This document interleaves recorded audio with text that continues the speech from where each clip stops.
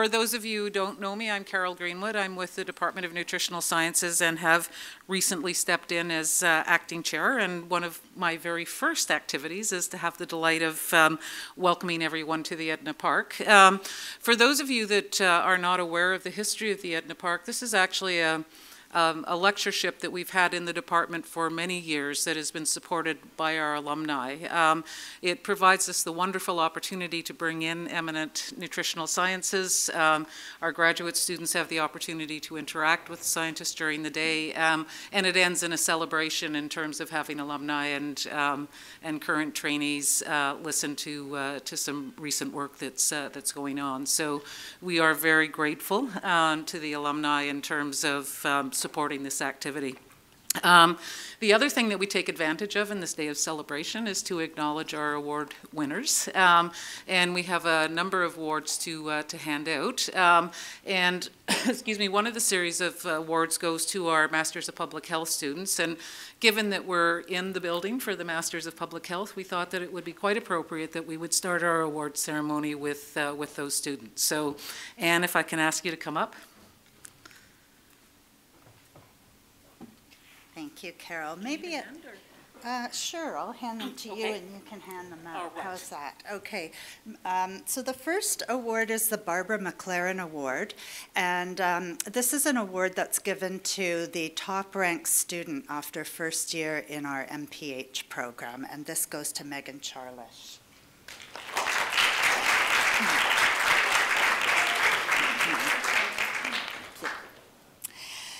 The next award is the Danielle Hawes Graduate Scholarship, and Danielle was a real pioneer in the field of dietetics education. She was my internship director way back when at St. Michael's Hospital, and when she passed away, her family initiated this award. So I'm very thrilled to present this award to Danji Cheng and Muna Osman. I'm not sure. And I don't see Muna here. She's not coming? Okay, I'll hang on to it for her then. Thank you. The next award is the Heather Milne-Nielsen Scholarship. Some of you might have known Heather Milne-Nielsen was a former director of this program and a leader in public health nutrition. And this award goes to Megan Charlish and Christy Docking.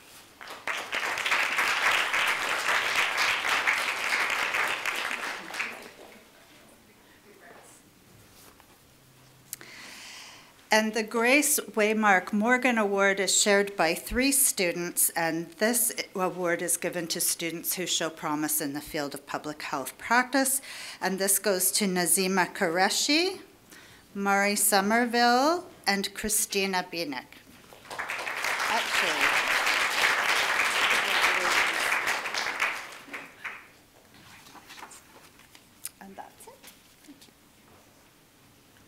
Thank you so much, Anne. At this point, we're going to turn to our undergraduate scholarships. And Fiona, I gather you're going to give me a hand with, or, yeah, handing these out. We have a series of here. So our first undergraduate scholarship is called the Angeline Stevens Bursary, and this was established by the estate of the late Angeline Stevens, and it's given to our third-year students, and it's awarded to students enrolled in our specialist program in nutritional sciences, and this one is based on academic merit, and we have 6 individuals that we would like to honor with this one. So the first is Chu Chul Chow. I'm not sure if, and I'm sorry if I have the names wrong. The next one is Yung Huang Fu.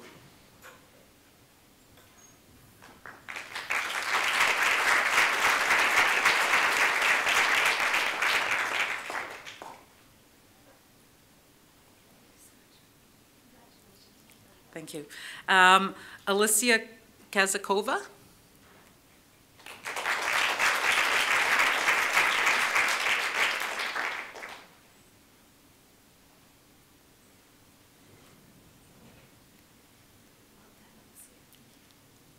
Jarvis Noronha.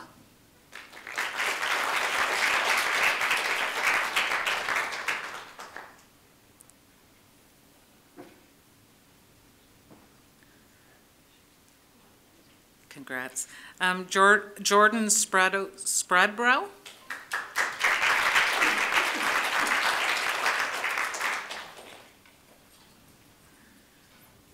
Thank you. And Q Wei Richard Yang.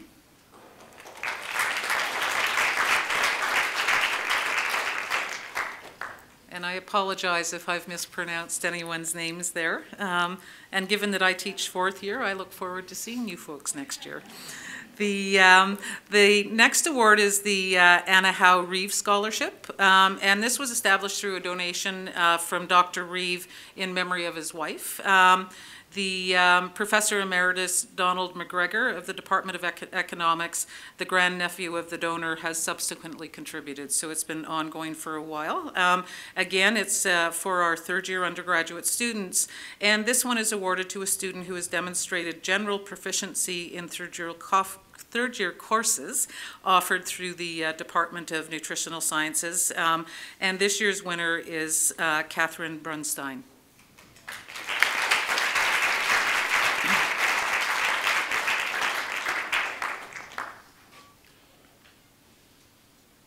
Congrats. The next is the Annie Laird Prize in Nutritional Sciences, again a very familiar name I think for many of us, and this award was established through the bequest of the late Professor Annie Louisa Laird, and she had been head of the Department of Household Sciences at the University of Toronto from 1906 to 1936, and this goes to a second-year student with a grade A standing in the second-year courses required as part of the specialist program. And this year's winner is Jiang-Ying Liu.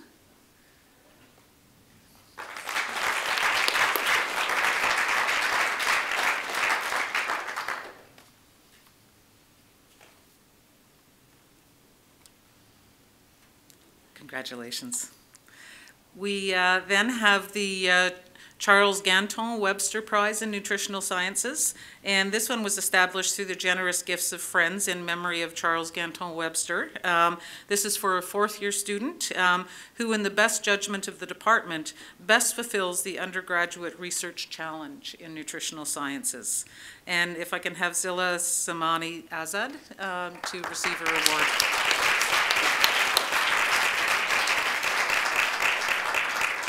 Thank you. The Clara Benson Scholarship is dedicated to food sciences. It was established by the Household Sciences and Nutritional Sciences alumni from the University of Toronto, so we thank you for that. And this again is for a third-year student who's demonstrated a high level of proficiency in the third-year courses of food chemistry offered by the department. And this year's recipient is Rakita Gupta.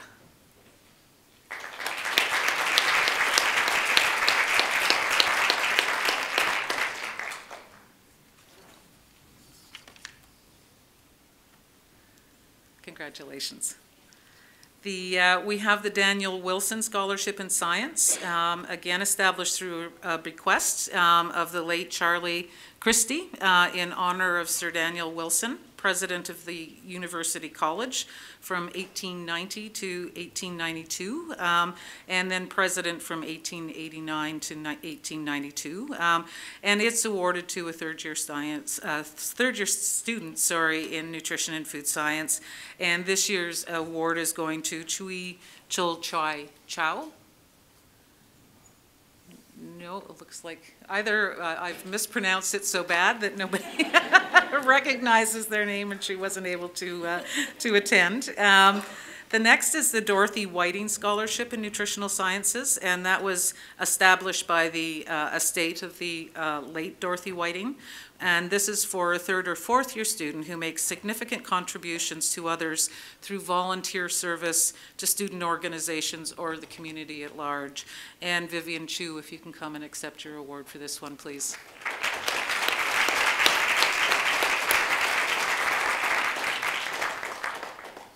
Thank you. The Dr. Tom Francis Book Award, and many of us will remember Tom Francis from the department, was established by the department, and that it was on the occasion of Tom's retirement. And this is for a third-year student who has achieved high standing in food chemistry and laboratory course in biochemical techniques, really honoring Tom's dedication to laboratory science. And this year's recipient is Linda Badali. Okay, we'll make sure that that gets passed on. The Edward Blake Scholarship in Nutritional Sciences was established through a gift of the late Honorable Edward Blake, Chancellor of the University from 1876 to 1900.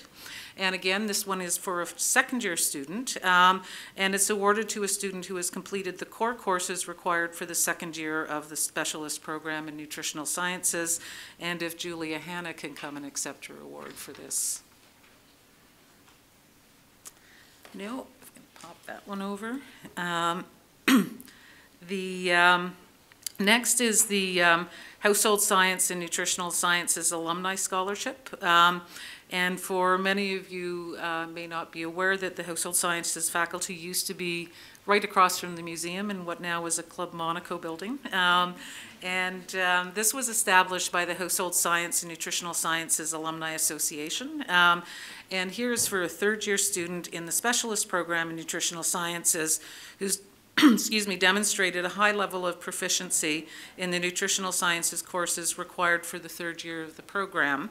And if Kwei Richard Yang, I believe, yep, fabulous, can come and receive this award.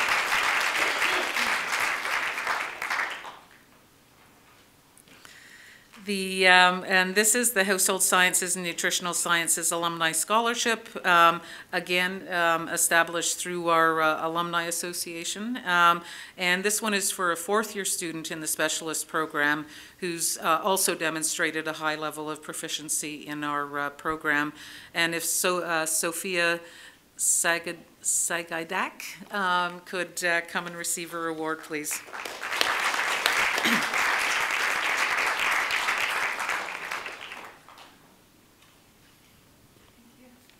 Thank you.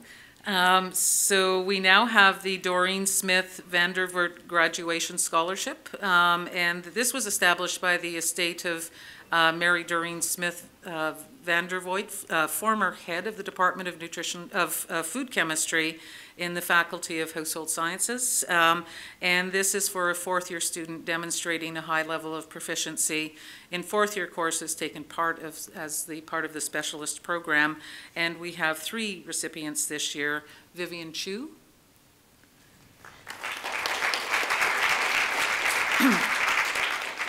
Shauna Kim,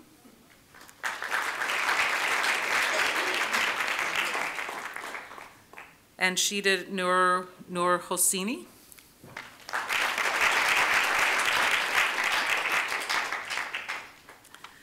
We again have another scholarship which was established by Doreen Smith Vandervoort, but this one now is for the third-year students, demonstrating a high level of proficiency in third-year courses offered by the department with emphasis on courses in the area of food chemistry. And this year's recipient is Kwei Richard Yang. So I have to be starting to learn how to say your name properly.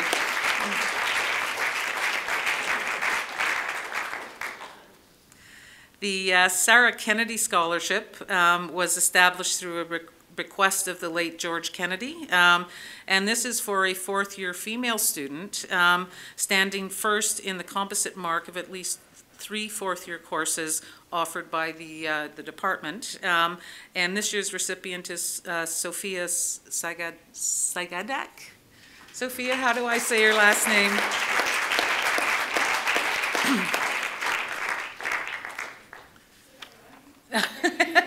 You know who I mean. Thanks. We have a prize from the Chemical Institute of Canada, and this is a merit award given to a student with high academic standing in chemistry. And the recipient of this award will attend the SCI CIC Awards dinner. So congratulations to Kwei Richard Yang.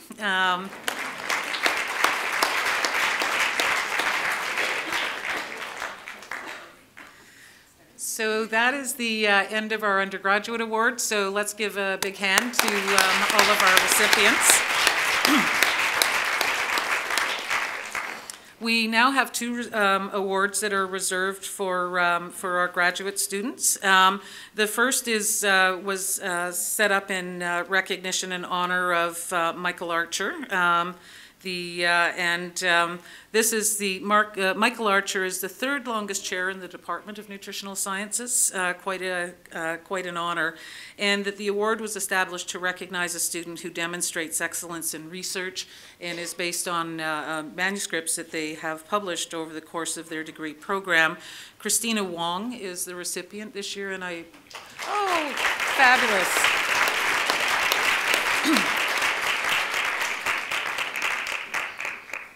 And then finally, last but not least, I'll ask Lillian to join me at the podium. And this is an award that was actually established in Lillian Thompson's honor upon her retirement from the department. And this award was to establish recognition of an outstanding student seminar presentation, really in recognition of Lillian's wonderful achievements for education in the department.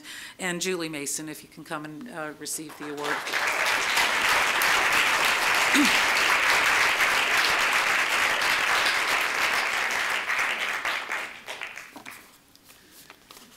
So thank you and congratulations to all of our award recipients. With that, I would like to turn the rest of the talk over to Paul Penchertz, who has been instrumental in terms of helping us with the oh, I am sorry, Fiona. Yes, my apologies. Yes, it was. Because the award, of course, this whole event is dependent on the gracious cooperation and help from the Alumni Association. We would like to hear more about the activities that follow that, and from there we'll pass over to Paul. Yeah. Thanks so much. I wanted to welcome you all here this evening on behalf of the Household Science and Nutritional Sciences Alumni Association. You heard a little bit, but I'd like to give you just a wee bit more history about this lectureship. It was established by alumni in 1974 to honor Professor Edna Park, who was considered an outstanding teacher by her students. Edna Park graduated from the University of Toronto in 1917, and after heading off to Columbia University, where she completed her master's degree, she returned to U of T, where she taught until her retirement in 1962. She remained active as an alumnus and an extremely strong supporter of the university until her death in 1982. I was fortunate enough to meet Professor Park while I was a student at the Faculty of Food Sciences in the early 70s. Professor Park was a consummate volunteer recruiter, and that's how I came to know her. Plus, she attended all of the alumni events that she could during her retirement time. She was an amazing ambassador for the university, and I know that she felt extremely honored by this lectureship. We appreciate the efforts currently of the Department of Nutritional Sciences and the Office of Advancement here at the university for continuing to make this a great event on an annual basis and ensure that her legacy continues. So I'd like to now call on Dr. Paul Penchertz to introduce our speaker this evening.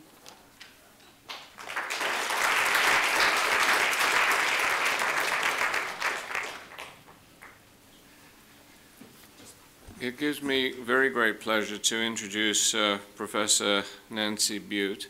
And I've known Nancy for a great many years, probably since the 1980s. And she says that she came as a postdoctoral fellow to the Children's Nutrition Research Center, Baylor College of Medicine, in 1980. And not very long after that, I was asked down to be a reviewer of the CNRC, and that's when I first met Nancy. She and I have worked together on the macronutrient DRI. She was a leader in the energy side, and you'll hear more about that, and I played a role in the protein side. Now, one of the things that I have been down to the Children's Nutrition Research Center, which is a very impressive thing, and it has really marvelous equipment to measure energy expenditure. There are whole room calorimeters you can really spend a very comfortable day or night in. And there is equipment to measure body composition in detail.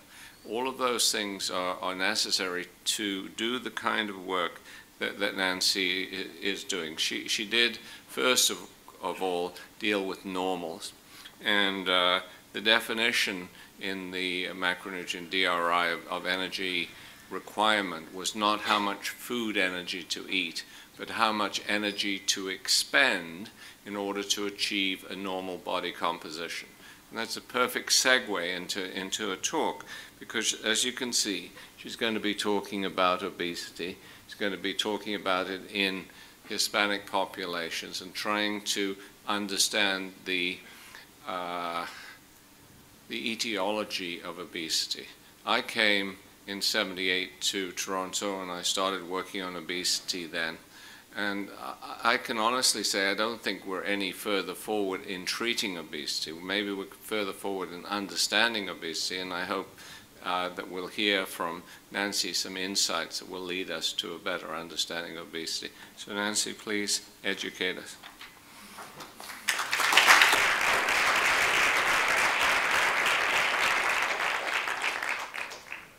Well, I'd like to begin by first thanking you all for this invitation to provide this lectureship today. It's really an honor for me, and I've really enjoyed my day here with you. Have really enthusiastic, great students.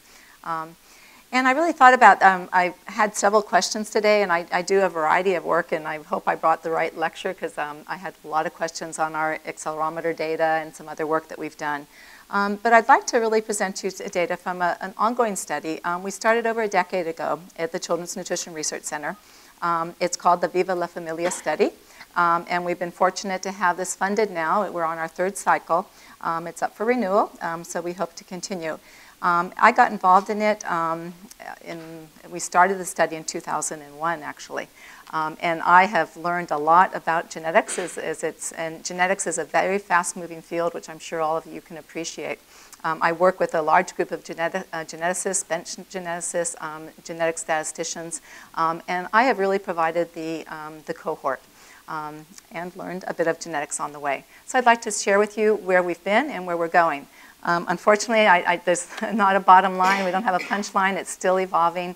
And I can tell you right now, we don't know the gene. I don't know if there will be a gene responsible for obesity. It's most likely many genes. But I'd like to tell you on this journey that we've taken for, as I said, over a decade now. So can everybody hear me okay? I don't think we're using this thing. I think we'll all agree that obesity is surely a complex disease. But what I've learned from the geneticists, that they have a very specific definition of complex diseases. And that is that they are not inherited in a strictly Mendelian manner.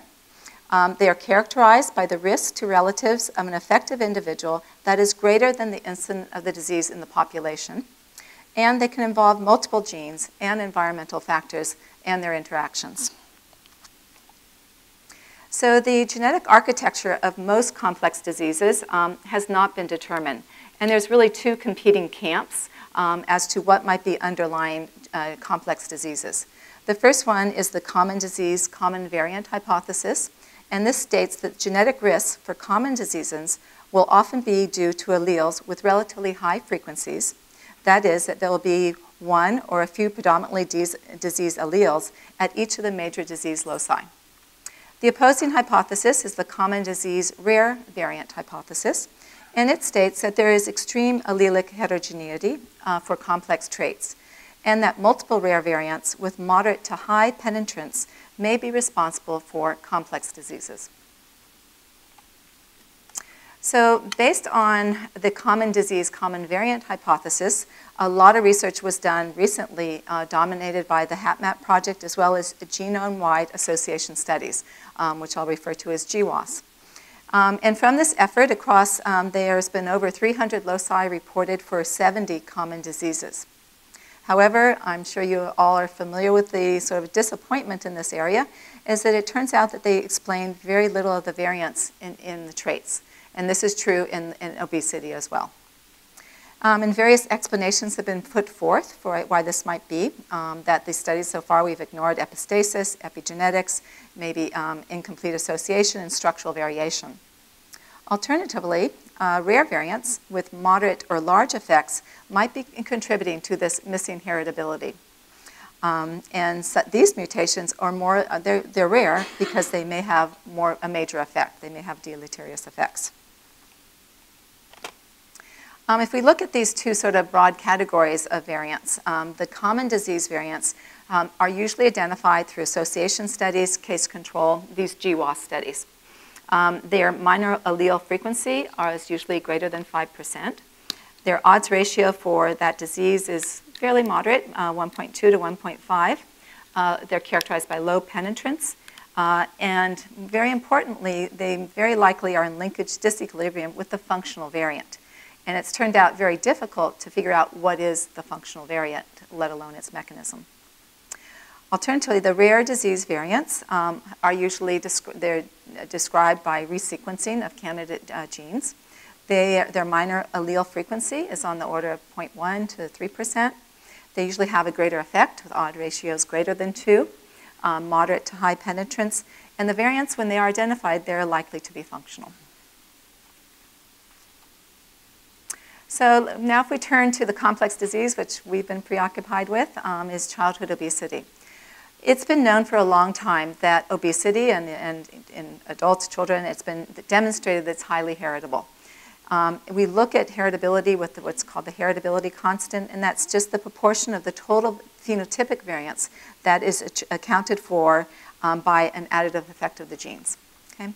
And you can see here, regardless of what type of study design is used, whether it's nuclear families, adoption studies, or twin studies, there has been a significant heritability.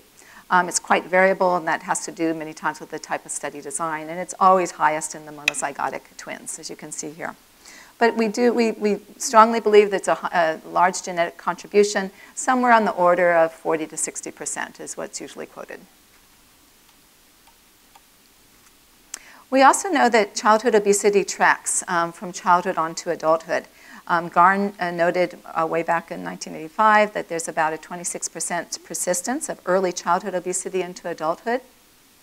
We know that the most important predictors of adult weight are look at the parents and the grandparents, and also what the degree of obesity was at puberty. We know that if at 18, if you are obese, you're defined as a BMI greater than the 95th percentile, your chances of being an obese adult are extremely high.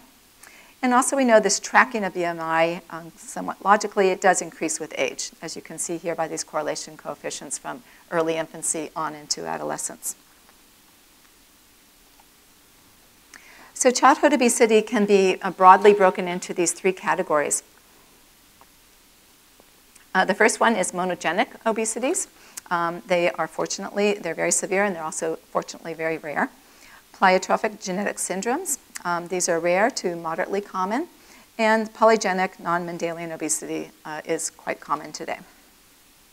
So I'd like to look at the underpinnings of these three broad categories with you. The first category are the monogenics. And these are a single gene mutation in humans. They're characterized by early childhood onset obesity. They are all characterized by pretty noticeable hyperphagia. And they involve loss of function mutations, many of them involving the melanocortin system and the melanin concentrating hormone system.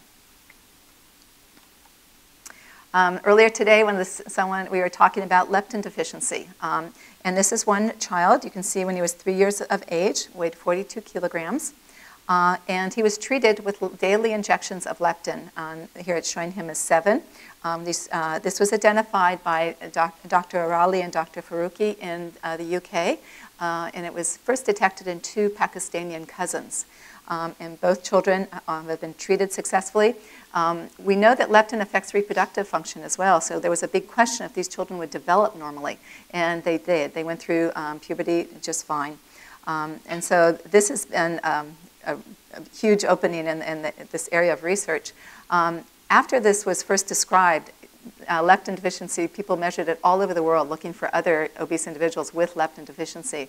And the count is something about only 10 people have ever been identified. So it is quite rare.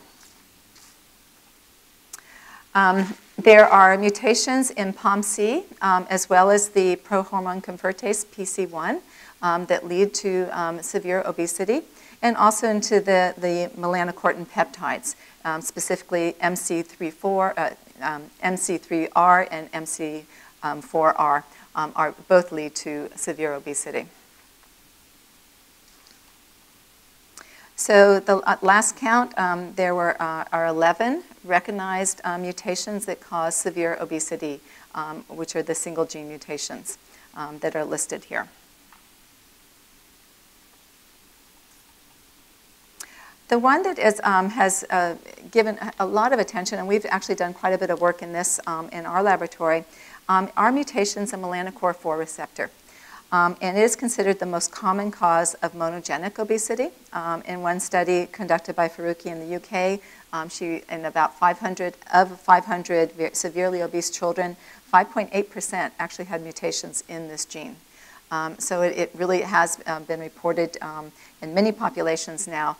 It's not a single polymorphism. There's up to 16 polymorphisms that have been described that can cause this. So this is really a very good example of a gene where the monogenic mutation can cause a very severe type of obesity, but we now are seeing that other polymorphisms in the same gene can also increase the susceptibility and to a milder form of the obesity. And again, it's really quite prevalent in the populations.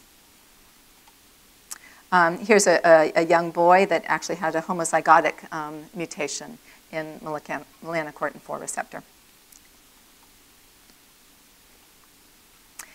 Now, the next category was the Mendelian obesity syndromes, and I'm sure you see them here in your hospital. And early onset obesity is a common feature of these syndromes, but they're also characterized by dysmorphic features, developmental abnormalities, and learning disabilities.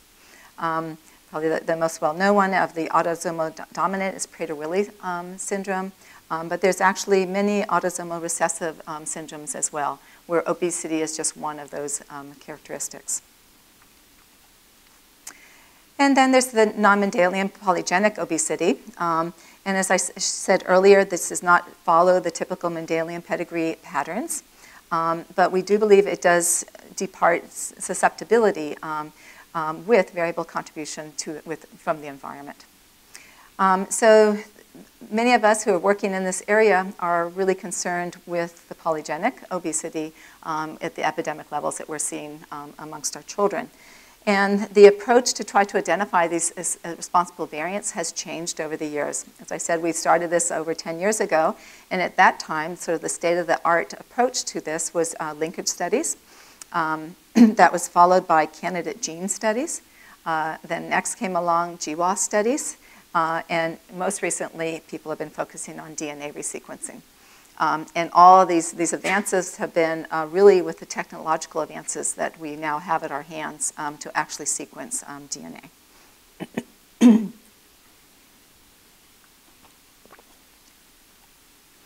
So that brings us to our Viva La Familia study. So we firmly believe that the childhood obesity in the Hispanic population is attributed in part to genetic susceptibility, but certainly these children are growing up in a very obesogenic environment. And so we set out to, this just shows the obesity prevalence of children in the United States. For those of you who aren't familiar with our data, we have the highest rates of obesity amongst our minority children, with the very highest rates in Hispanic boys and actually African American girls.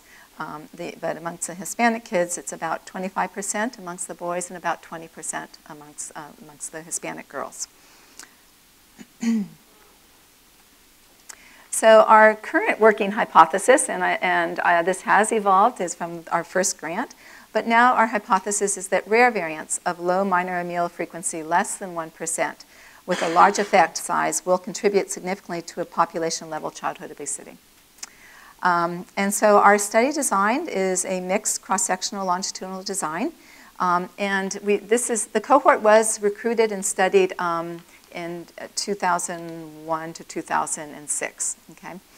So each family was ascertained on actually it was an obese, we've changed the terminology, it was an obese proband greater than the 95th percentile BMI and also greater than the 85th percentile for fat mass.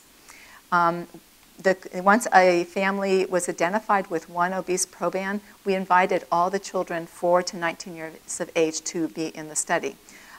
So in genetic studies, you gain a lot of power when you have multiple children, of course.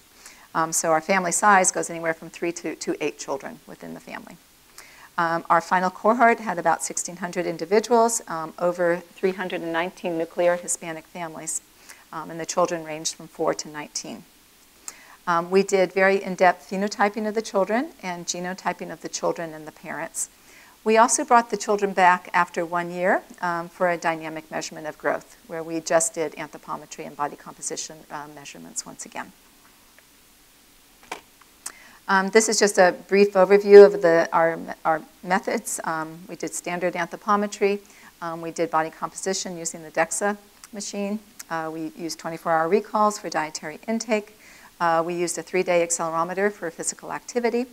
The kids spent 24 hours in one of our room calometers that Dr. Penchars mentioned.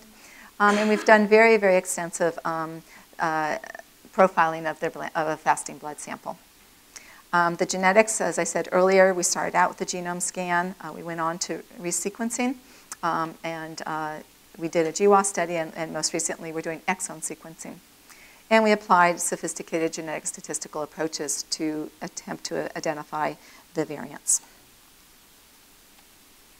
So just to give you an idea of who our families are, of course we're in Texas, and this is pretty typical. If you look here, 82% of the children were born in Houston, but 71% of the parents were born in Mexico, 11% Central America, 3% in South America.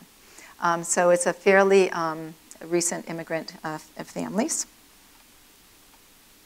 At the time, you have to think back now, this is 2000, early 2000s, but still this is a very low-income cohort that we recruited, and the average family size was 5 with a range of 2 to 10. This is just showing the body composition and the BMI of the kids. So for those of you who don't work with BMI, BMI is not a constant like in the adults. You can see here the average BMI of the children was a little bit over 30 in our obese children and close to 20 in the non-obese. But as I said, BMI increases progressively through childhood. These kids are actually very obese. You look at the body fat, it was approaching 40% in our obese, in the obese children. We assessed dietary intake, and these papers they've been all published, and certainly there's a lot more detail, so I'm just going to briefly mention here. They basically didn't adhere to U.S. dietary guidelines for fat, cholesterol, fiber, added sugar, and sodium. They were adequate in most essential nutrients, except possibly for vitamin D and E, calcium, potassium. And then as far as quality, they were quite low in dietary variety, as well as fruits and vegetables. And this just shows you the macronutrient distribution for both the obese and non-obese children. At the time, this is about 10 years ago, I was really pretty shocked when I saw the percent of calories that were coming from total sugars and added sugars, as you can see here, 30 and 20% respectively.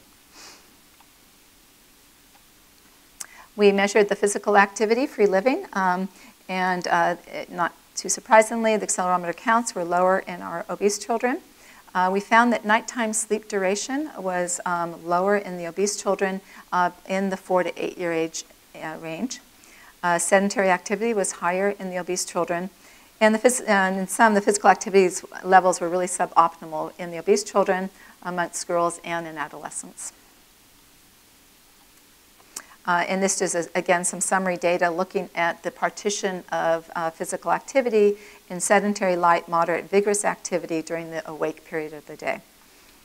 And you can see that it was the sedentary and the light that were significantly different between our obese and non-obese children. Moderate and vigorous was not different between the groups. And so we saw sort of an overall pretty low, moderate to vigorous activity in all the kids. This is showing we're very fortunate to have 4 room calmeters in our center. And so many times we would have the siblings in each have their own calmeter, which really helped with compliance and cooperation of the kids staying with us for 24 hours. And then sometimes we had to do 2 days in a row to fit to accommodate all the children. But anyway, it was an ambitious event for us to actually study 1,000 kids in our calmeters. But we did over the period of about 5 years. So in the calmeter, for those of you who aren't familiar with it, we're measuring energy expenditure indirectly by gas exchange. And typical protocol is 24 hours in the calmeter, and it's standardized what activities they do. And the calmeter is really a tool to accurately measure the components of 24-hour energy expenditure.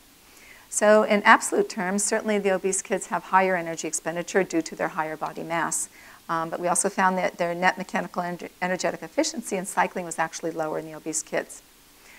We do, with the DEXA, we had fat-free mass and fat mass. So once you correct the energy expenditure for their differences in body composition and body size, we did not see differences in energy expenditure between the obese and non-obese. We did not see any differences in carbohydrate and fat utilization between the groups.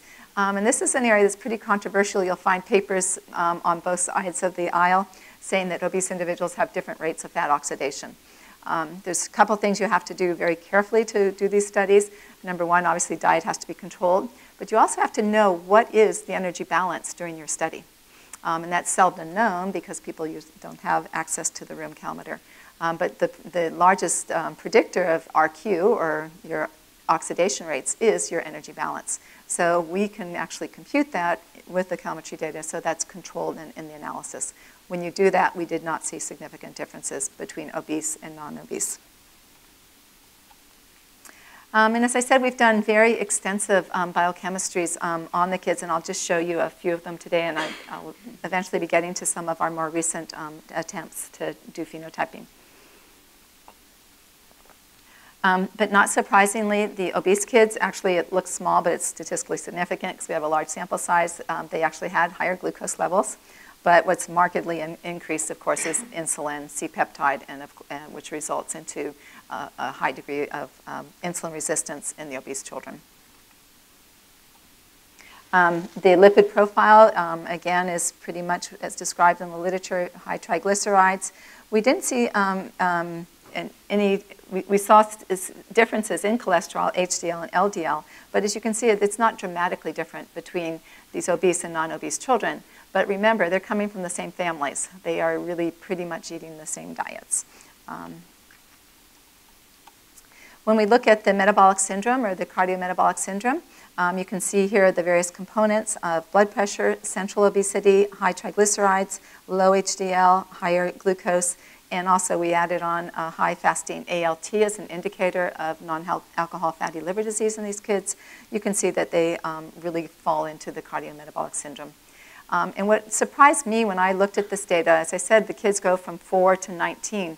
We even had kids who would be classified as having the metabolic syndrome as young as 4 and 5 years of age. So that was really what was surprising to me when we actually looked at this data. We've worked, I have a pleasure of working with Dr. Smith, who's a leukocyte biologist in our center. So we've measured many of the pro-inflammatory and anti-inflammatory cytokines in the kids over the years.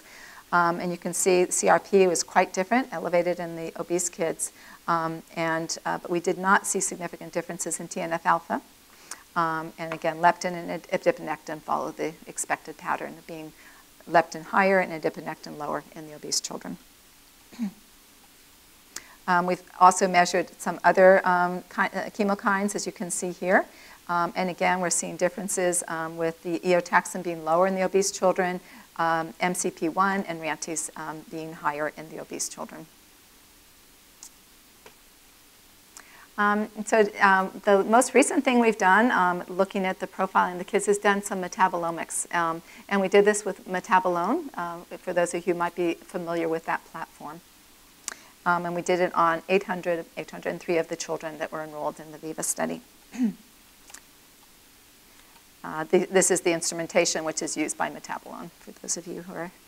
And what I really liked about the Metabolome company is that they really have a very, very extensive library in actually identifying the metabolites. As I shopped around, they've had the most extensive library.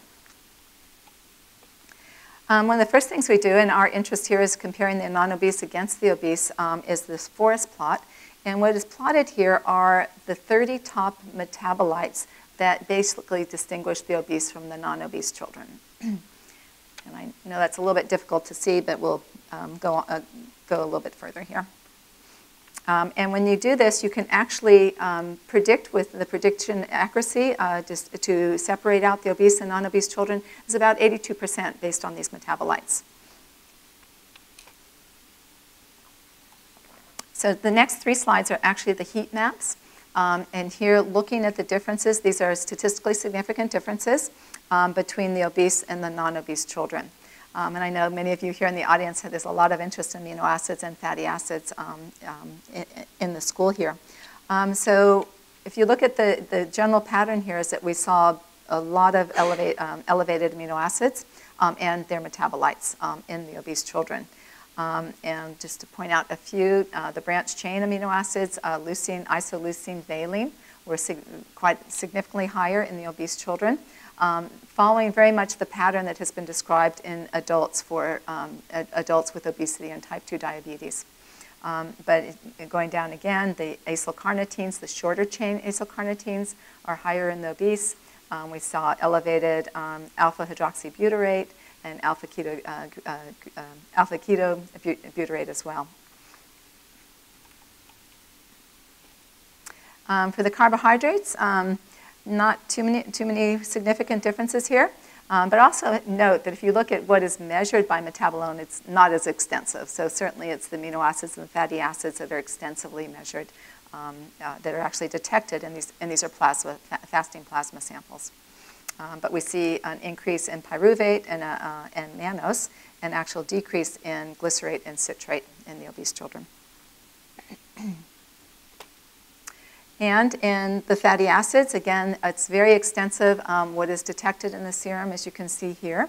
And the general profile here is that we're actually seeing decreased levels of the fatty acids in the obese children, many of their metabolites, whether it's the glycerylphosphocholene or the bisphosphoethanolamine, are actually lower in the obese children. And if you look over here, again, you can see that the ones that are elevated, in particular, again, some of the acylcarnitines are actually increased in the obese children along with carnitine and choline.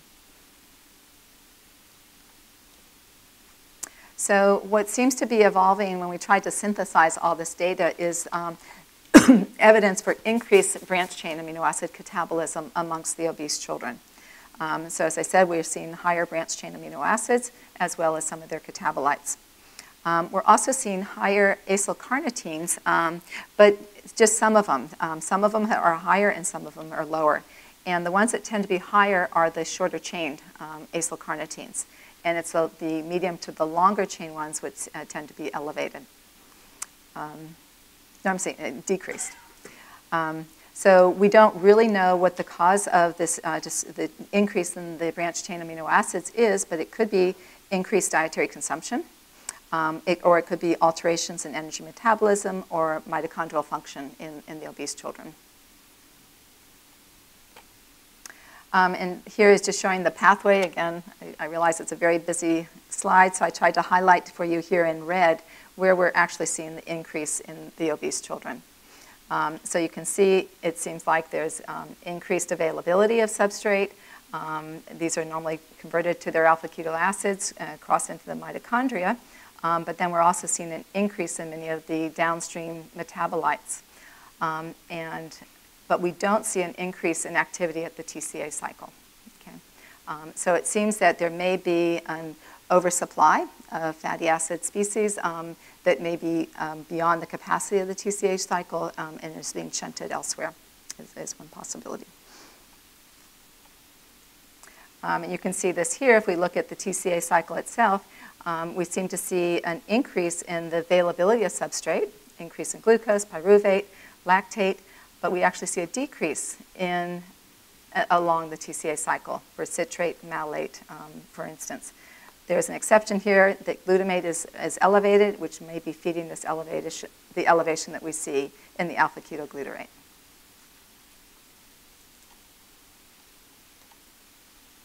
So all of these various metabolites are really pointing to potentially decreased fatty acid oxidation in the obese children, as evidenced by the higher levels of the long-chain fatty acids, lower levels of the long-chain acylcarnitines, and the medium-chain acylcarnitines, and lower levels of the decarboxylated fatty acids, their intermediates, which are listed here. And we're also seeing reduced levels of the ketone body beta-hydroxybutyrate in the obese children. So these all taken together are really quite suggestive of decreased fatty acid oxidation in the obese children. And again, this just showing you the pathways and some of the individual metabolites themselves, starting with palmitate as an example of the elevation in the substrate, but then as you can see here, a decrease in some of the downstream products. So again, this has been possibly suggestive of mitochondrial dysfunction in the obese kids. We're seeing a 1.3 increase in the alpha-ketobutyrate, an increase in alpha-hydroxybutyrate. And this may be that we're overwhelming the TCA cycle, possibly, and there's a shift actually from the alpha-ketobutyrate to the alpha-hydroxybutyrate. And again, without further research, we're not certain of where it is, but it does seem like there is an excess of the fatty acids species, and it's they are getting partially oxidized and then get returned out to the plasma in the forms of these acylcarnitines. This has actually been shown in adults, both in obesity and with type 2 diabetes, that the hydroxybutyrate is a good marker for insulin resistance, and we're certainly seeing that in our children as well.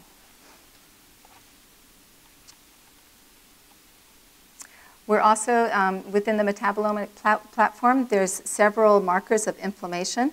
And so in addition to the cytokines that I showed you earlier, there's also markers of inflammation, such as increased bradykinin, elevated xanthine, and elevated uric acid, urate in the obese children. So you do get a lot of data from these platforms, and they're not measuring the absolute amounts. These are relative amounts. So we wanted to further try to synthesize this, so we did some principal component analysis on this data. And we, somewhat arbitrarily, but when you get the metabolomic data, a lot of times you'll get missing in a given sample, and that's just that particular metabolite falls below the level of detection. So we used the cutoff, if there was greater than 40% missing, we excluded that metabolite.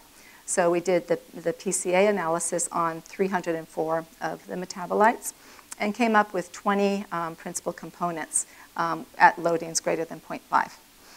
And that included 161 of the metabolites from the original batch. These explain about 53% of the total variance in the original metabolites. And what we found is that 7 of these PC principal components were significantly associated with our obesity markers, whether we look at BMI or fat mass or fat-free mass for that matter. And then quite interesting, 5 of those were significantly associated with the metabolic risks, the risk factors, whether it was insulin resistance, appetite regulation, triglyceridemia, non-alcohol fatty liver disease, or hyperuric acid in the kids.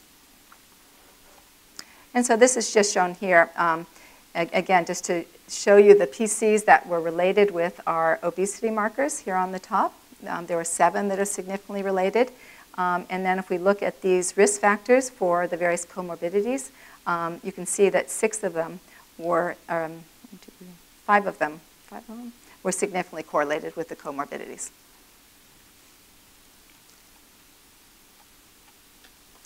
Okay. So that's where we are on our phenotyping, characterizing these children. And so I'd like to switch now gears to genetics. And I'll walk you through fairly quickly what was some of our earlier findings and show you where we are today. So as I said, our first strategy was to do a genome-wide scan. And at that time, in the early 2000s, as I said, the state of the art was we typed 384 markers. And this was done in all the parents and in the children. After that, we then went to doing extensive exhaustive resequencing of positional candidate genes that we had actually identified in our linkage studies. And the next approach was the GWAS approach, where we used the Illumina, where we typed 1.1 million SNPs. And now we are doing exome sequencing across the whole genome. So as you can see, we've gone from 384 markers on to exhaustive exome sequencing. So it has evolved quite a bit. Just to give you an idea of what our pedigree looks like, this is very important because the more related individuals you have, the greater chances you have for identifying the variants, and in particularly rare variants. So very typically we have, as I said, 3 children is the average, up to 8 children in a family, but we also have related families. So we accepted into the study cousins, related parents. So here's 4 families that are related, showing the parents, the grandparents, and the children, the generation. So that gives us several relationships, pairs to look at when we do the genetic analysis. The first thing you do before you begin your analysis, you have to make sure that your phenotype is heritable. And so here's the heritability constants for our body weight and body composition. And as you can see, they certainly are heritable. I get this question a lot. People question if really obesity is heritable. And I'll say, well, do you think height is heritable? And people say, yes, of course. And as you can see here in our study, the height heritability constant was about 0.65. And for our BMI, we're at about 0.4. So I think there's really no question, and that certainly there's a large genetic contribution to obesity.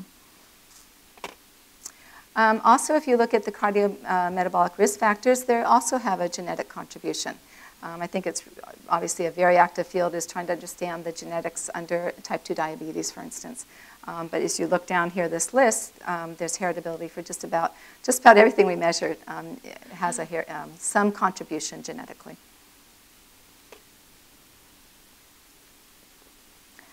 This is just a summary slide from our linkage studies. And so, again, for the sake of time, I just made this one summary slide to show you that, indeed, we did detect significant linkage across the genome on several chromosomes.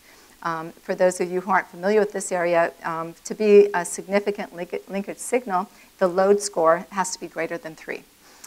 And so we really had, for one study, quite a few significant hits. And what really distinguishes the approach that we've taken here is that many studies in obesity, all they look at is BMI.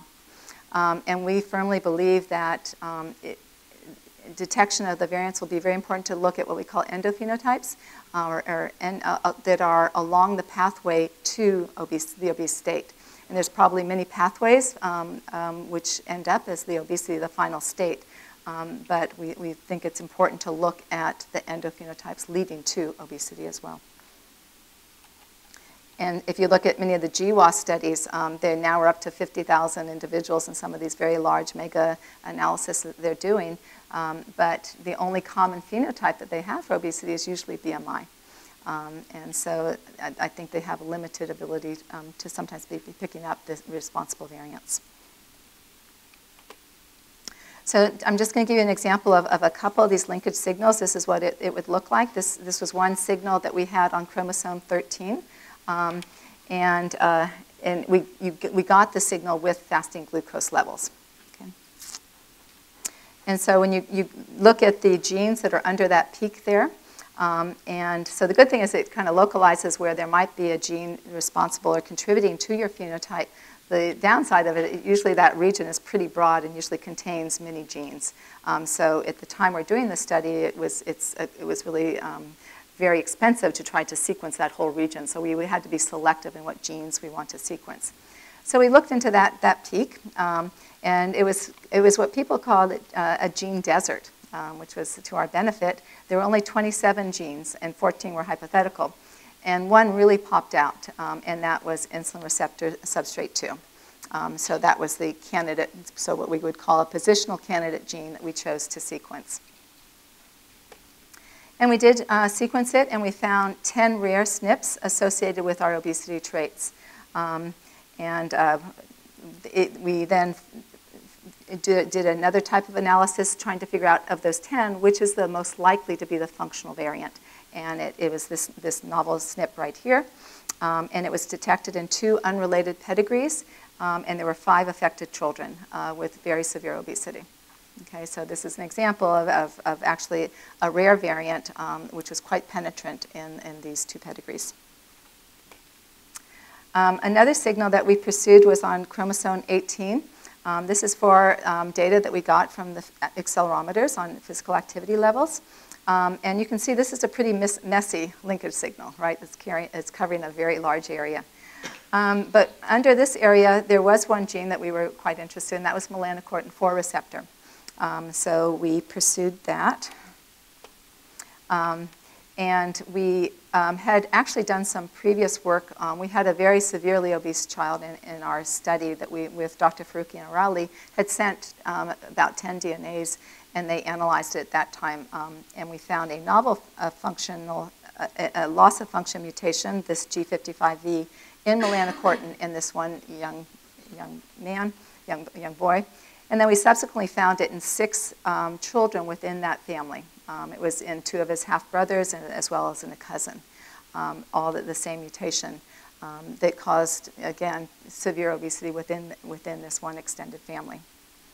But in order to pursue that linkage signal, we chose at this time to actually sequence the melanocortin gene in 376 of the parents. And then through that effort, we identified 25 novel SNPs, which we then typed in all the children. Okay? And of the 25 SNPs, 7 of them were non-synonymous SNPs, and these 3 were associated with high BMI in the children. So at that point, there really had been quite a few studies on melanocortin-4 receptor published in Europe, Germany, several countries, but it was mainly Caucasian Western populations where they had done sequencing. So many of the SNPs that we picked up had not been described in those populations. We then did the BQTN analysis and identified these SNPs as being the most likely functional variants. And they were related to, you can see these phenotypes of physical activity, total energy expenditure, and actually the appetite hormone ghrelin. Okay. So up to that point, melanocortin-4 receptor is very well known to affect appetite, and that had been described in the humans. The animal model, and there are knockout models of this, have shown an effect both on energy intake and on energy expenditure. So at least in our analysis, we found that it was related to the physical activity levels and the total energy expenditure in the kids. So we think there is the potential for affecting both sides of energy balance in humans as well. So again, as I said earlier, this is a good example of a considerable overlap between that monogenic form of obesity that I showed you earlier and multifactorial forms of in-child obesity. And again, melanocortin-4 receptor is the most commonly encountered in clinical form of obesity. So any of the clinicians in the audience, this is something that should be considered and thought of when you have a severely obese child that you're evaluating. Okay, so our next approach, after we had done the sequencing, the linkage study and some resequencing, the GWAS platform was coming along. And although I think that we all along believed that probably the most effective way to actually find those functional variants is with resequencing, it was really kind of daunting. We had, as you saw, many linkage signals, and really financially, we didn't have the wherewithal to actually go in and sequence the positional candidate genes. So we thought with the GWAS, we might get a better look across the whole genome with now that at that time there was 1.1 million SNPs. What I didn't appreciate when we first did this is that the SNPs that are on these platforms, they're just for mean allele frequencies greater than 5%.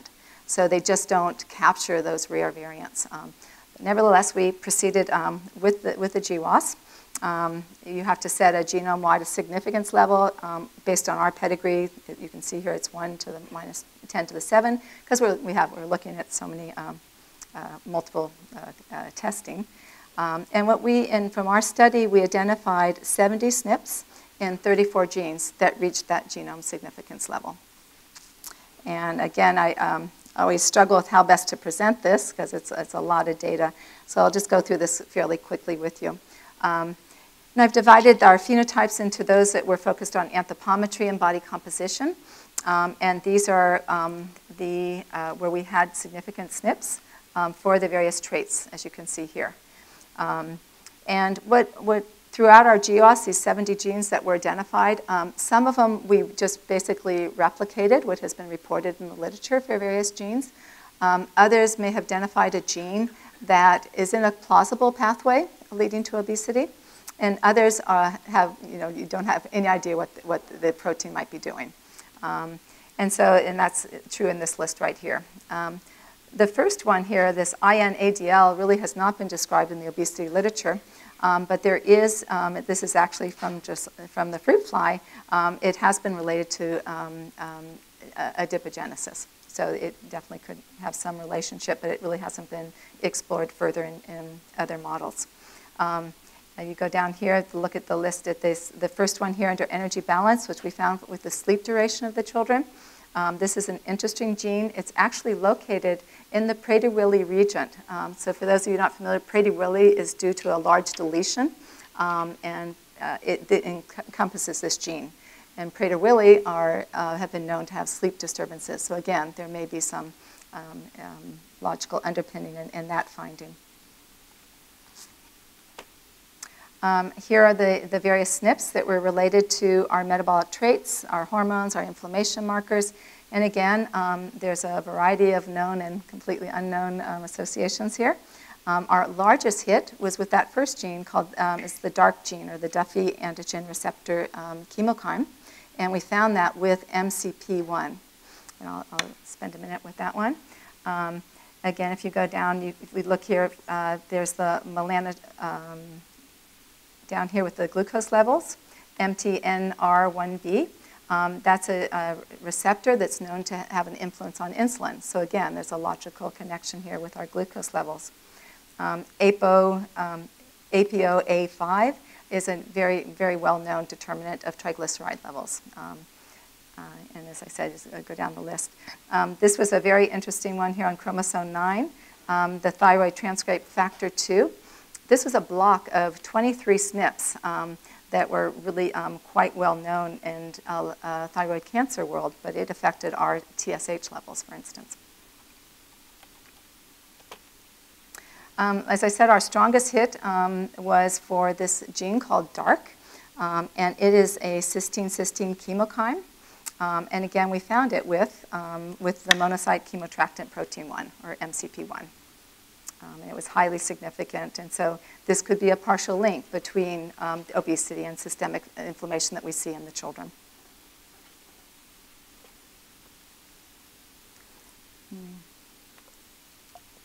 This is something that Dr. Vorogandi in our group has just recently been focusing on. There hasn't been a lot of attention to the risk of elevated serum uric acid in obese children, and I think it's now getting more attention. But certainly elevated serum uric acid is a high risk for gout, hypertension, cardiovascular, and renal diseases. And we see elevated levels in obese children. Matter of fact, in our cohort, about 25% would have been classified as having hyperuricemia. And so Dr. Vorogandi went back and did a GWAS on this marker, and actually came up with there's 258 SNPs in this solid carrier protein 2 family. Which has been well described in adults, but she replicated it in our data set with children. So as I said, I think our GWAS, it had been successful in that we certainly corroborated several genes that are implicated from other studies. We identified some novel genes that are in plausible biological pathways, as well as novel genes with really unknown function. But we, as others, will have to say that we really explained a very low percentage of the variance in obesity. And so We, as others, have turned our attention to the rare variants as being a plausible cause underlying the genetic susceptibility in the children. And that really brings us to our current effort, where we've turned to exhaustive, complete exome sequencing. And again, for those of you not familiar with this, is that the exome is about 1% of the human genome. And it's about 30 megabases across about 200,000 exons. So with our exome sequencing that we're doing at Baylor, we'll identify all the non-synonymous as well as the synonymous coding variants, as well as indels, insertion deletions, as well as the small non-coding RNAs, the microRNAs. And at Baylor, we're very fortunate to have one of the human genome sequencing centers, and they've developed a very efficient, high-throughput sequencing pipeline. And so our DNA has gone through the system, and it literally is at that last step right now, which is called the project level VCF files. So we're very anxious to go to the next step and see how this might relate to our phenotyping. This was a summary that we did. We've sequenced 929 children, so almost all of the 1,000 children. So at this point, when we had 810 children done, this is a breakdown of the different variants that we're seeing in the children. And this is pretty typical when you do this type of work. As you can see here, we identified about 156,000 missense mutations. And you can see the high percentage of them that are rare at a very low frequency, less than 1%. Of those, around 26,000 are predicted to be probably damaging, and about 23,000 are missense mutations that are rare and damaging. There's another 3,000 or so nonsense or premature stop codon mutations, and then an additional 9,000 splicing mutations. And this is, again, just showing the same data, broken down whether we're seeing it as a singleton, a doubleton, or triple or more mutation within the families. But again, you can see there's really are a very large number of probably damaging would be the ones we'll be looking at in particular to see if it relates to the susceptibility to obesity. We also want to look at the distribution, again, of these mutations in the 11 monogenic causes of obesity. Because as I said earlier, there's now more appreciation that besides the monogenic, very severe mutation that causes severe obesity, we're now finding other mutations that have a milder contribution to obesity. So we looked at the 11, as well as the 32 susceptibility genes. I don't think I mentioned that earlier, but in these attempts to do a meta-analysis on all the GWAS studies that have been done, where there really are 50,000 subjects, they now have come up with 32 susceptibility genes for common obesity. So we took a look at those as well. And again, just again showing you here the breakdown of the various mutations in these monogenic causes of obesity, as well as those susceptibility genes.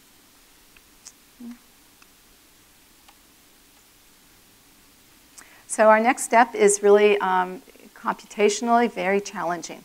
And it is very controversial because people are really questioning, so you have these rare variants and they're only occurring in a few families and a few individuals. Do you have the statistical power to actually arrive at significant associations? And so I work with a group of talented genetic statisticians, and this is the approach that we are planning to do. And I'll have to know in a year or so what we find. But we start out with the association, straightforward association analysis. But the advantage that we have in our study is that we have family data. So we'll be doing a joint linkage association analysis, so it will give us more power. Also, the group that I'm working with, I'm working very closely with the group in San Antonio. I failed to mention that earlier. It's the Texas Biomedical Research Institute.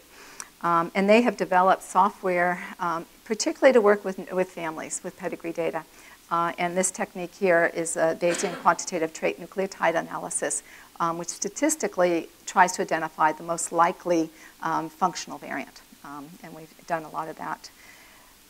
We'll certainly be looking at gene-centric as well as pathway-centric burden test.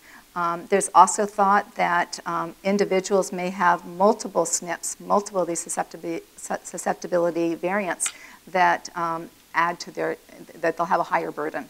And so that's what that's referring to. And certainly there's a lot about bioinformatic characterization of these variants. There's several software tools, the polyphen is one example, that will give you the likelihood if that's a non-synonymous SNP and a change in that amino acid, what's the likelihood that that will make that protein less effective or dysfunctional. So it's really a combination of all these approaches that we'll be taking to try to identify now. We've got the data in these exomes related to our phenotypic data. So, in summary, I hope I've convinced you that certainly obesity is associated with metabolic derangements. We see glucose intolerance, hypertension, dyslipidemia, non-alcoholic fatty liver disease in these children. We think we're seeing strong signatures of insulin resistance, increased branched-chain amino acid catabolism, decreased fatty acid catabolism, altered energy metabolism, and inflammation in the obese children. We've confirmed the heritability of childhood obesity as well as its comorbidities. And our working hypothesis now that we've seen a large number of rare, probably damaging missense, nonsense splicing variants in this cohort, and that we think this could contribute to that missing heritability I referred to earlier. And it's more likely that these rare variants are functional and will have a consequence on childhood obesity.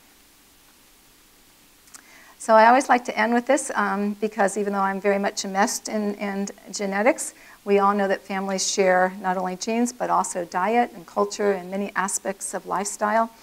So certainly I would be the first to argue that it's both genetic and environmental factors that contribute to the development of childhood obesity and its comorbidities. And lastly, I certainly want to acknowledge my co-investigators on this study. The list is quite long. It's been going on for, as I said, over 10 years. So there's a lot of people involved in this, and particularly my co-investigators at the Texas Biomedical Research Institute. And, of course, our funders. So with that, thank you.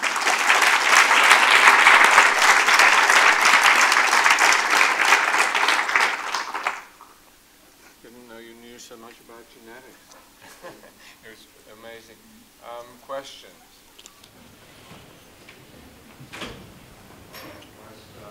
That was a great talk. I'm surprised to see that the FTO gene doesn't come up on any here.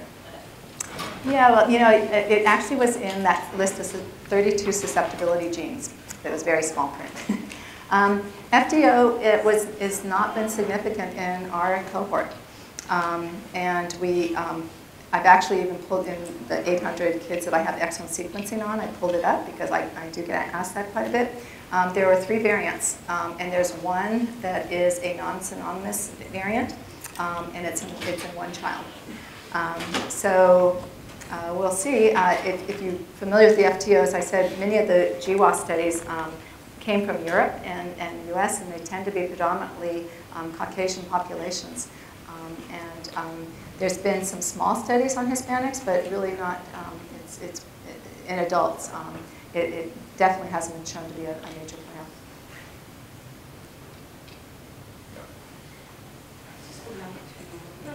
I know you are still working on it. At the end of the road, we can see a way to prevent it. Is there a way of using diet? Have you seen any differences in the lifestyle, or you cannot talk about that yet? But I think the final aim would be how to prevent or how to ameliorate this situation, 25% of years. The city rate is quite high. Yes, it's very high. Certainly, we would like to see prevention. It's the ultimate goal. And there's a lot of preventative measures being taken in the U.S. And so my focus has been on the obese child. because there are 25% of them. And up until recently, so much of the emphasis has been on the prevention. But I think we can't ignore the treatment of the obese child with hopefully to prevent their comorbidities later in life. So both are important. Yes, we would ultimately like to prevent it in all children. But I think we're going to have a lot of societal changes before we see that. I'm involved in a very large CDC study right now, and we actually are doing both preventative measures and treatment measures in a very similar population in low-income families in Houston and Austin. So I certainly recognize the need, but I don't think we're quite there yet. With these kids, I feel that we've studied them a lot, and not just this study, but many other studies which we've done. There certainly is room for improvement in what we're feeding our kids, and certainly we'd like to see all kids have opportunities to more physical activity. Ask another question. How in relationship or connected with researchers working on addiction? Because we notice that there is a relation, some predisposition among Aboriginal, for example,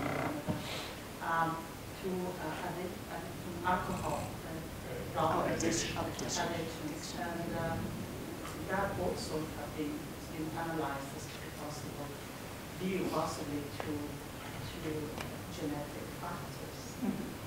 Is that, have you chance to talk to any of these researchers connected with them?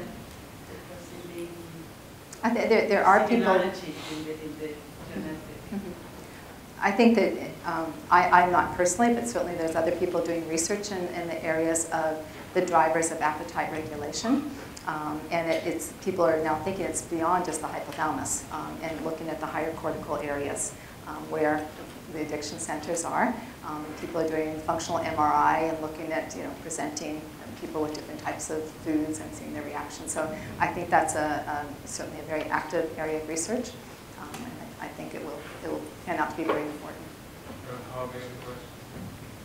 Yeah, just because we have an interest in this, one of my students might be trying to look at RDR, RQ, glucose versus fat metabolism.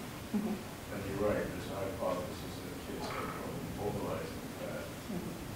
Yet, I think you said the RQ was not different, but then on the other hand, you said that there's utilization of fatty acids was diminished.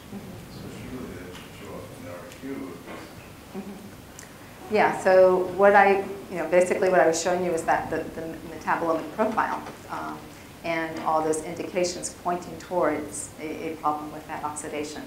But certainly on a global whole body basis, we don't have evidence from the calometry that they were having difficulty, any differences in RQ. And we fed them a controlled diet. They were all on at least a 30% fat diet.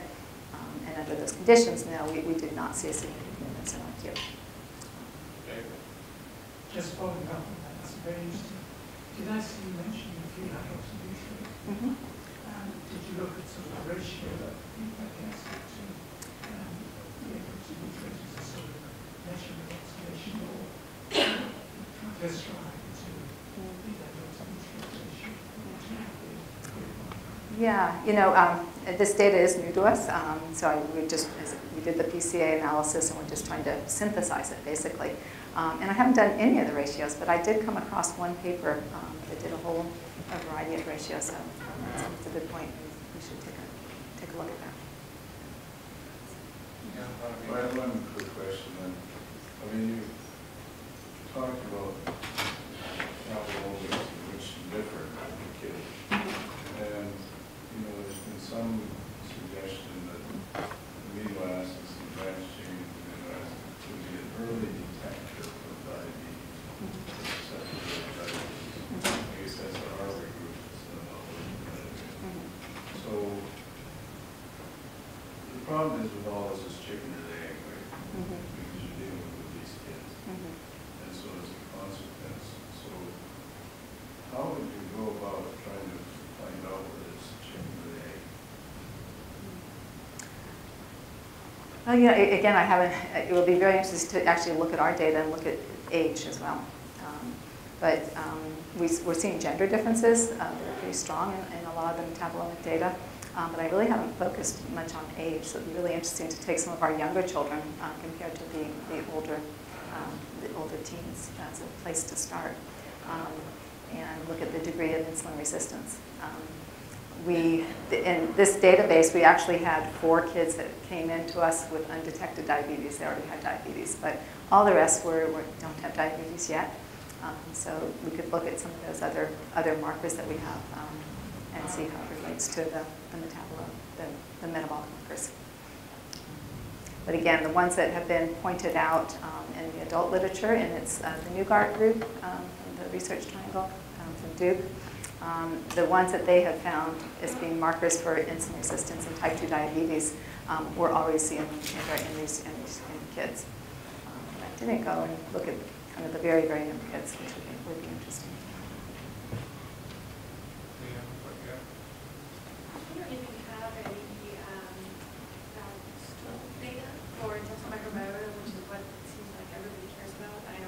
Sure, because that would be nice to see if there's any correlation with gene expression as well. Mm-hmm. Mm-hmm. You know, I don't. Again, we did this in the early 2000s, and in the calendar, we actually collect 24-hour urine samples because you use that to correct your calorimetry data. And we certainly had the ability, if the kids would cooperate, we could have, and we didn't. One individual I'm working with on the metabolomic data is in our microbiome center at Baylor. And he's been very interested in looking at markers that may be related to the microbiome. So there may be something there, but no, we don't have stool sample. Yeah, I was interested in the sleep story that kept popping up, Mm-hmm. and I was just wondering if you could explain that a bit more. You know, obviously that's the environmental, situational, family bedtime Mm-hmm. connection would be an interesting story to look at, and Yeah. I follow that up with family and sleep and Yeah. behavior. Actually, I've been involved in a handful of studies now through our work in physical activity monitoring. When we started using accelerometers, we always had the kids wear it 24 hours around the clock. And it was just easier. We weren't really thinking about sleep studies at the time, but we actually had an objective measure of sleep duration. And so in Viva, as I said, we found shorter sleep duration in the obese children. Well, there's been many studies now that have confirmed that with obesity. So shorter sleep duration and also in older children, which we didn't happen to see. So I think there's definitely something there, and people are really now just trying to understand really what's the cause of it.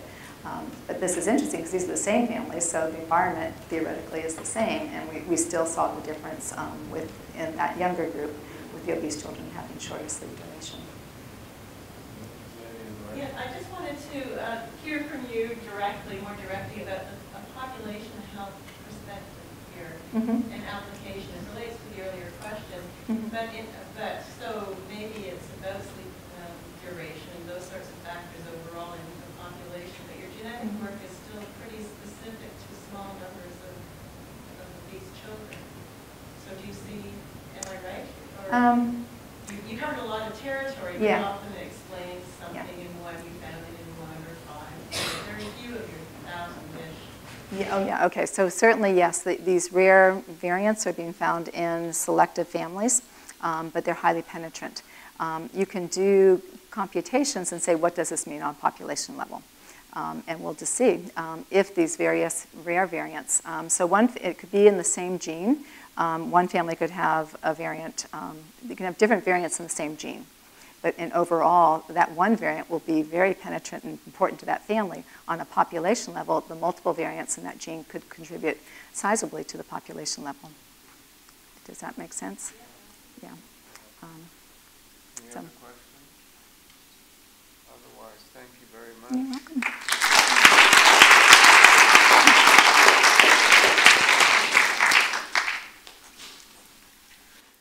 Thank you. Thank you so much. I'd like to again take the opportunity to thank our Alumni Association for allowing us to have Nancy here and stimulate thought in us. And we always end up with food for thought, so I'd like to invite everyone to join us in the lobby area here for a bit of a celebration. And thank you again.